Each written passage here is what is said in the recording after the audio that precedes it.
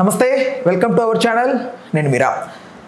గత వైసీపీ టెన్యూర్లో ప్రధానంగా టికెట్ల వ్యవహారానికి సంబంధించి పెంపుదల కోసం తెలుగు ఫిలిం ఇండస్ట్రీ నుంచి ప్రధానంగా కొంతమంది ముఖ్య హీరోస్, ప్రొడ్యూసర్స్ వీళ్ళందరూ వెళ్ళి జగన్మోహన్ రెడ్డి గారి దగ్గర పరామర్శించడం కోసం, ఆయనని అడగడం కోసం వెళ్ళిన దాన్ని చాలామంది ఎద్దేవా చేశారు. అయితే ఇప్పుడు అలాంటి సినారియోనే ఇప్పుడు తెలంగాణ గవర్నమెంట్లో కూడా రిపీట్ అయింది. కాకపోతే ఇక్కడ రేవంత్ రెడ్డి గారినేమో ఒకలా, అప్పట్లో జగన్మోహన్ రెడ్డి గారిని ఇంకోలా చూస్తున్న ఈ వ్యవహారానికి సంబంధించి మనతో కులంకుశంగా వివరించడానికి, అసలు రెండింటి మధ్యన తేడా ఉందా లేదా అని మనకు మంచిగా వివరించడానికి ప్రముఖ సోషల్ యాక్టివిస్ట్ కృష్ణకుమారి గారు ఉన్నారు. ఆవిడతో మాట్లాడదాం. నమస్తే. నమస్తే అమ్మ, నాకు జెన్యూన్గా హానెస్ట్గా మనం మాట్లాడుకుంటే జగన్మోహన్ రెడ్డి గారు ఆ టైంలో అలా పిలిచి మాట్లాడుతున్నదని చాలామంది ఇద్దేవా చేసి అసలు రెస్పెక్ట్ చేయలేదు, డిస్రెస్పెక్ట్ చేశారు, అట్లా అన్నారు, ఇట్లా అన్నారు, చాలా హీనంగా చూశారని మాట్లాడారు. ఇప్పుడు రేవంత్ రెడ్డి గారు సెంటర్ ఆఫ్ అట్రాక్షన్గా కూర్చొని కాళ్ళ మీద కాలు వేసుకొని ఇటువైపులో వీళ్ళందరూ ఇలా వినమ్రులుగా ఉండేసరికి దానికి దీనికి తేడా ఏంటి? బోత్ ఆర్ నాట్ సేమ్ అని కొంతమంది అంటే, బోత్ ఆర్ సేమ్ అని కొంతమంది అంటున్నారు. దీనికి ఏమంటారు మీరు? అంటే ఎప్పుడు రెండు ఒకలా ఉండవు, తేడాలు ఉన్నాయి అక్కడికి ఇక్కడికి. పోయినసారి ఏం జరిగింది, వీళ్ళందరూ వెళ్ళారు. వెళ్తే ఎక్కడో ఒక చోట కార్లు దింపి నడిపించారు వాళ్ళందరినీ. నడిపించి అక్కడికి వెళ్ళారు. అక్కడికి వెళ్ళిన తర్వాత కనీసం వాళ్ళకి షేక్ హ్యాండ్లు కూడా ఇవ్వకోకుండా చిరంజీవి గారు ఆయన దగ్గర, చిరంజీవి గారు వస్తే ఆయన దగ్గరికి ఆయన కుర్చీలోంచి కూడా లేవకోకుండా చిరంజీవి గారు బొకే ఇచ్చారు. అదే నమస్తే పెట్టారు. పెడితే అక్కడ బాగా విమర్శలు పాలైంది. అక్కడ నడిపించడం ఒకటి, చిరంజీవి గారు వస్తే కూర్చునే చేశాడు. పైగా పెద్దగా ఎక్కువ ఇంటరాక్షన్ అవ్వలేదు అనేది అప్పుడు పోయినసారిది. అంటే పని అవ్వలేదు, అసలు ఎక్కువ మాట్లాడలేదు అనేది కూడా, ఒక ఎక్కువసేపు వీళ్ళ పెద్ద ఎంటర్టైన్ చేయలేదు, వీళ్ళ సమస్యలు వినలేదు అనేది అక్కడున్న ఆ రోజు వచ్చిన విమర్శ. అసలు పైగా ఇంకా కొంతమంది ఏమన్నారంటే, అసలు ఎవరు తీసుకెళ్ళారు వీళ్ళని? పిల్లలను పేరంటానికి వెళ్ళారా? సరైన అపాయింట్మెంట్ లేకోకుండా వెళ్ళారా? ఆయనకి సరైన ఇన్పుట్స్ ఇవ్వకోకుండా వెళ్ళారా? ఇలా రకరకాల మాటలు వచ్చినాయి. సరే, ఏ మాటలు ఎలా వచ్చినా కానీ మళ్ళీ ఇది ఆ రోజు కొంత ఆగిన తర్వాత ఎలక్షన్స్ టైంలో రాజ్దీప్ సర్దేశాయి ఇంటర్వ్యూ తీసుకుంటానికి జగన్ ఇంటికి వచ్చాడు, జగన్మోహన్ రెడ్డి ఇంటికి. వస్తే ఆయన దాదాపు ఆయన ఇంట్లోకి దాకా కారు వచ్చింది. అంటే జస్ట్ మెట్లు అంతే. ఆ మెట్ల దగ్గర కారు దిగి 2 మెట్లు ఎక్కితే ఎదురుగా భార్య భర్త వాళ్ళు ఉన్నారు. మంచి డిన్నర్ హోస్ట్ చేశారు, ఇంటర్వ్యూ జరిగింది. మరి ఇది ఆ ఇంటర్వ్యూ రాజ్దీప్ సర్దేశాయిని ఇంప్రెస్ చేయటానికి ఆ మాదిరి మర్యాదలు నువ్వు చేయడం, నీకు మర్యాదలు ఏంటో తెలిసినప్పుడు ఇంత పెద్ద హీరోలు వస్తే, సినిమా ఇండస్ట్రీ అంటే అదేం చిన్నది కాదు. ఇండస్ట్రీ అని ఊరికినే అలా, అది 24 క్రాఫ్ట్స్ ఇండస్ట్రీ, గవర్నమెంట్కి బోలు ట్యాక్స్లు కడుతున్న ఇండస్ట్రీ. 30% ఆఫ్ ది ట్యాక్స్ ట్యాక్స్లు వస్తున్నాయి. అక్కడ కిళ్ళి కొట్టోడి దగ్గర నుంచి, జామకాయలు అమ్ముకునేవాడి దగ్గర నుంచి అందరికీ అక్కడ ఒక జీవనోపాధి దొరుకుతుంది. టికెట్లు కొంటున్నారు, వచ్చి చూసేవాళ్ళు కొంటున్నారు, సిగరెట్లు అమ్మే దగ్గర నుంచి, సైకిల్ స్టాండ్ వాడి దగ్గర నుంచి, సోడాలు అమ్ముకునేవాడి దగ్గర నుంచి, అందరి దగ్గర నుంచి ఇన్కమ్స్, ఇంక్లూడింగ్ గేట్ కీపర్. అక్కడ ఒక ఉపాధి దొరుకుతుంది సినిమా హాల్ దగ్గర.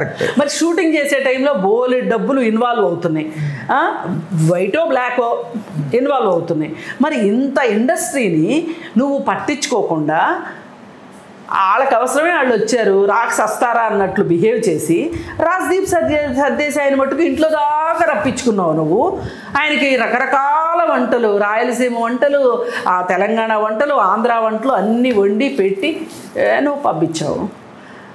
సినిమా వాళ్ళు అంత ఎందుకు చేసావు? నువ్వు కూర్చున్న చోట నుంచి కదలకోకుండా నీ దగ్గరికి రప్పించుకున్నావు కదమ్మా. ఇక్కడ వినండి, ఇది అయిపోయిందా అంటే, నీకు అవసరమైతే ఒకలాగా, నీకు అవసరం లేకపోతే ఒకలాగా జగన్మోహన్ రెడ్డి వ్యవహారం ఉంది అనేది మనకు అర్థమైపోయింది.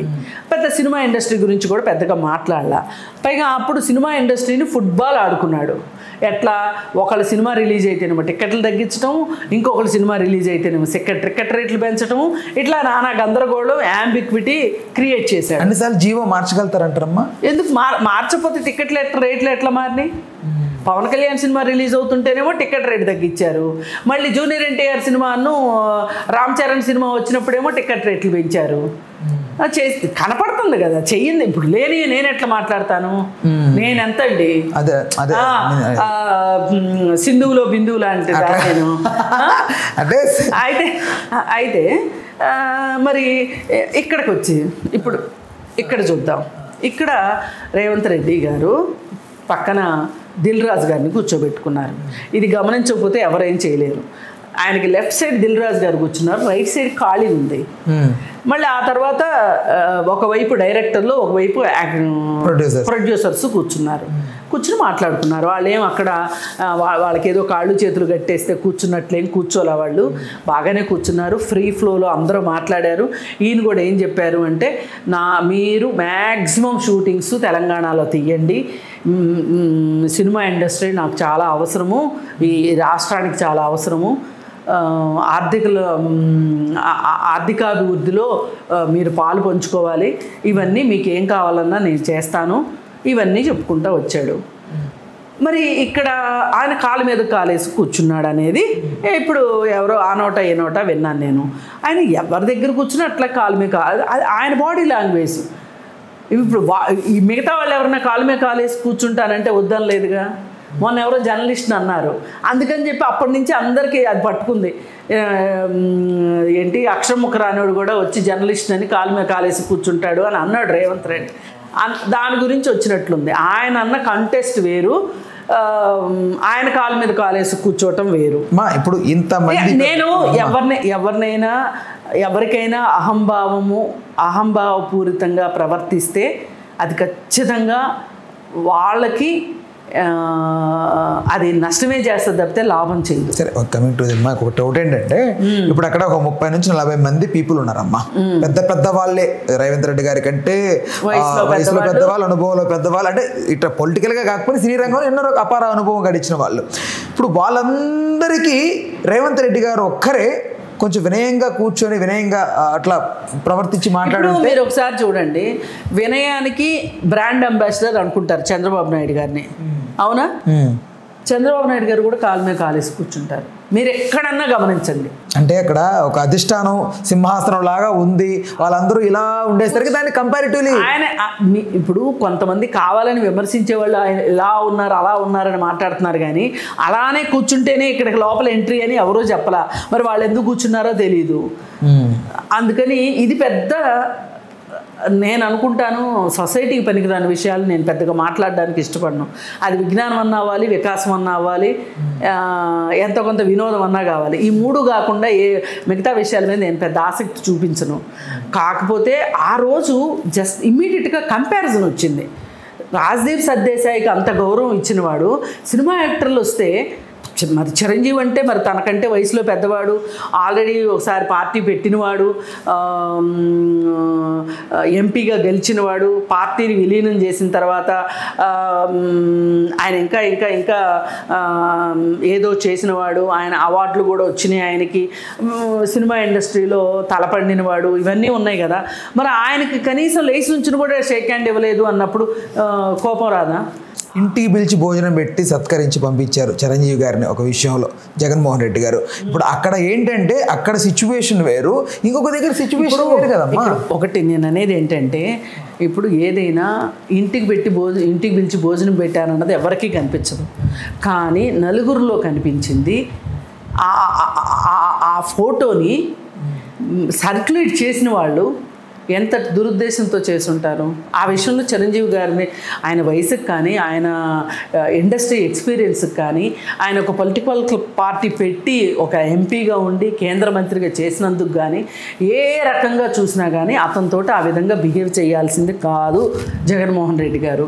అలాగే రేవంత్ రెడ్డి గారు కూడా అలాగే బిహేవ్ చేస్తే ఆయన కూడా అలా బిహేవ్ చేయడానికి వీల్లేదు. ఇప్పుడు ఒక పదవి అనేది ఒక వినయం రావాల్సింది, విధేయత ఉండాల్సిందే. ఎవరికి విధేయులుగా ఉండాలి? రాజ్యాంగానికి విధేయులుగా ఉండాలి, ప్రజలకు విధేయులుగా ఉండాలి, వాళ్ళు చేయాల్సిన పని మీద వాళ్ళకి కమిట్మెంట్ ఉండాలి. ఒక పదవి అంటే అదేదో ఒక 3 అక్షరాల మాట కాదండి. పదవి అనేది ఒక అపారమైన బాధ్యత. సౌకర్యం కాదు పదవి అనేది ఖచ్చితంగా బాధ్యత. ఆ బాధ్యతని మనం ప్రతి క్షణం ఆ బాధ్యతను గుర్తు తెచ్చుకోవాలి. ఒకప్పుడు శ్రీకృష్ణదేవరాయలకి ఆయన రాజుగా ప్రకటించగానే అప్పాజీ గారు పిలిచి చెంపదెబ్బ కొట్టారు. అప్పాజీ గారు అంటే మహామంత్రి తిమ్మరసు. ఎందుకు కొట్టారో చెప్పాడు. నువ్వు బాధ్యత మర్చిపోయిన ప్రతిసారి నీకు ఈ దెబ్బ గుర్తుకు రావాలి, నువ్వు తప్పు చేసిన ప్రతిసారి ఈ దెబ్బ గుర్తుకు రావాలి అని చెప్పి ఆయనకి ఉద్బోధ చేశాడు. అలా ఉద్బోధలు చేసేవాళ్ళు ఎవ్వరూ ఇవాళ రాజకీయ నాయకులకు లేరు. అందుకే ఈ రాజకీయ నాయకులు ఇట్లా పదవి రాగానే విర్రవీగి పెచ్చరిల్లిపోతున్నారు. చాలామంది చేస్తున్నారు. ఒక విషయంలో బాగుంటే ఇంకొక విషయంలో చేస్తున్నారు. ఇక్కడ ఎవ్వరూ ఎక్కువ తక్కువ కాదు. కానీ ఈ 2 విషయాలు మట్టుకు బోత్ ఆర్ నాట్ సేమ్. ఓకేనమ్మా, థ్యాంక్ యూ. హలో, తెలుగు రాజ్యం ఛానల్ చూస్తున్నారా? సామాజిక రాజకీయ జీవన చిత్రణే తెలుగు రాజ్యం. అతిశయోక్తులు అసత్యాలు ఉండవు. రాజకీయ కోణం కాదు, ప్రజా కోణమే కొలబద్ద. తెలుగు రాజ్యం వీక్షణ మీ ఉత్తమ అభిరుచికి నిదర్శనం.